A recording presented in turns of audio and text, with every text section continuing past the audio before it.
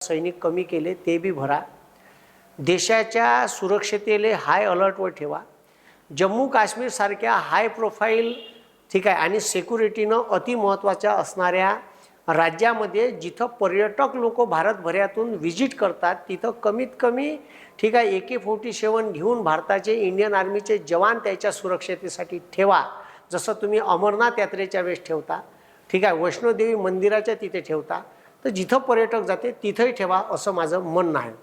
पण आजच्या व्हिडिओमध्ये आज आपण पाहणार आहे सिंधू वाटप पाणी करार म्हणजे काय आणि भारत सरकारनं कोणते कडक ठीक आहे ह्या हमला झाल्याच्या नंतर निर्णय घेतले। तर पहिला निर्णय घेतला का भारतामध्ये पाकिस्तानचं जे काही राजदूतावास आहे या राजदूतावासामधल्या सगळ्या अधिकाऱ्यांनी ताबडतोब भारत सोडावं। त्याच्यानंतर पाकिस्तानातून जे व्हिसा घेऊन भारतात लोक आलेले आहे त्यांनी 48 तासाच्या आत भारत सोडावा। भारतातले जे लोक पाकिस्तानात आहे त्या लोकांनी 1 मेच्या आत भारतात सगळे कागदपत्र घेऊन यावं। 1 मेच्या नंतर तिकडं कोणी राहिलं तर त्याची जिम्मेदारी भारत सरकार घेणार नाही। त्याच्यानंतर ठीक आहे भारत सरकारनं सरळ अटारी बॉर्डर बंद करून टाकली याजासाठी स्ट्रिक्ट आणि पाकिस्तानच्या लोकायले भारतात विजा देणं आणि भारतातून पाकिस्तानात जाणारे जे काही नातेवाईक लोक म्हणून तिकडं जातात तर त्याचं सगळे ढोबर बंद केलं। चांगलं डिसिजन आहे आणि एक मोठा निर्णय घेतला का भारताच्या सिंधू पाणी वाटप करार हा रद्द केला। तर सिंधू पाणी वाटप करार काय आहे तर ह्या 1960ले ठीक आहे भारत आणि पाकिस्तान याच्या मधात वर्ल्ड बँकेच्या मध्यस्थीनं ह्या करार झाला होता आणि ठीक आहे हिमालयातल्या ज्या काही नद्या आहे ज्या पाकिस्तानात जाते, मोठी नदी आहे सिंधू जे जम्मू काश्मीर राज्यातून जाते। आता या सिंधू पाणी वाटप करारानुसार 80% सिंधू नदीचं पाणी हे पाकिस्तानला गेलं। आता याच्यात काही चोट्टे असे म्हणून का नेहरूनं करार केला आणि नेहरूनं 80% पाणी पाकिस्तानला दिलं, तर त्या बयाडायले बी समजून घ्या आणि हे MPSC UPSCले बी याच्यावर प्रश्न येते का सिंधू पाणी वाटप करारानुसार कोणत्या नदीचं पाणी आपल्या वाटेला येते आणि कोणत्या नदीचं पाणी पाकिस्तानला जाते। तर सिंधू पाणी वाटप करारानुसार 80% पाणी हे पाकिस्तानला पहिले जात होतं करार करायच्या अगोदर, तेव्हा काही आपण धरणं गिरणं बांधले नव्हते।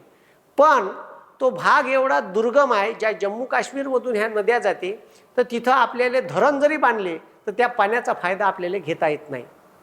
मग आपण धरण बांधून त्याच्यावर जलविद्युत केंद्र उभारू शकतो, याच्यावर काही करू शकत नाही। ते पाणी आपण भारतात वैध करू शकत नाही कारण ते पाणी सरळ पाकिस्तानातच जाणार आहे। त्याच्यामुळे 80% ऑब्वियसली पाणी हे पाकिस्तानला गेलं आणि 20% पाणी आपल्या वाट्याला आलं। कसं आलं हे पहा ठीक आहे। तर आता सगळ्यात महत्त्वाचं सिंधू पाणी वाटप करारानुसार सर्वात मोठी नदी सिंधू आहे आणि हे सिंधू नदी इथं कैलास मानसरोवरपासून अशी उगम पावते आणि अशी काराकोरम पर्वतरांगाच्या तिथून अशी येते आणि सीधी पाकिस्तानात जाते ठीक आहे। ते पाकव्याप्त काश्मीरमधून पाकिस्तानात जाते। त्याच्यानंतर ठीक आहे इथून उगम पावते झेलम नदी, झेलम नदीच्या काठावर आहे श्रीनगर आणि ते सरळ झेलम नदी पाकिस्तानात जाते आणि तिले एक नदी येऊन मिळते पुन्हा जम्मू काश्मीरमधून उगम पावते चिनाब नदी। आता ह्या चिनाब नदीवर आपण सलाल नावाचं धरण बांधलं आहे, झेलम नदीवर काशीगंगा नावाचं धरण बांधलं आहे किशनगंगा आणि त्याच्यावर आपण मोठाले जलविद्युत प्रकल्प उभे केले। आता आपण हे जे धरणं बांधले त्याचा फायदा आपल्याला आता होणार आहे। आता सिंधू पाणी वाटप करार जो केला तर याच्यावर जर धरणं बांधले नसते ह्या करार रद्द जरी केला असता तर आपण काहीच पाकिस्तानचं बालबाका करू शकलो नसतो। पण याच्यावर धरणं बांधल्यामुळे आता ह्या एवढा दुर्गम भाग आहे का ह्या पाकव्याप्त काश्मीरमधूनच इथूनच गेली आहे नदी पाकव्याप्त काश्मीरमध्ये, तिथं आपल्याला धरण सिंधू नदीवर बांधता आलं नाही।